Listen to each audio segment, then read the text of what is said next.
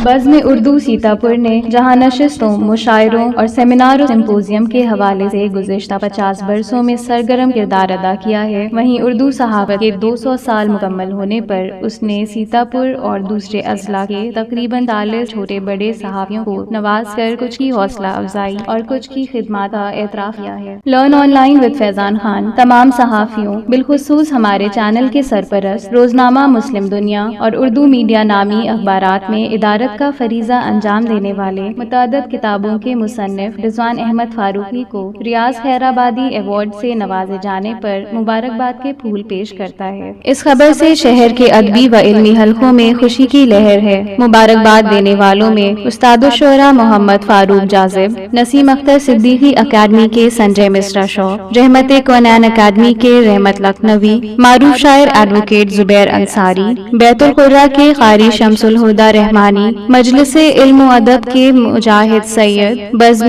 नूरुल हुदा के रफ़त शैदा सिद्दीकी और बज़्म राही के जलाल लखनवी साहबान काबिल ज़िक्र हैं। बज़्म उर्दू सीतापुर के जिम्मेदारान प्रोग्राम के इनेकाद में सरगर्म किरदार अदा करने वाले नौजवान और बतौर ख़ास मोहतरम मस्त हफीज़ रहमानी के हक़ में दुआ की जानी चाहिए कि अल्लाह उनकी उम्र, सेहत और तवानाई में इजाफ़ा करे ताकि शेर व अदब और सहाफ़त का कारवां यूं ही रवा दवा रहे।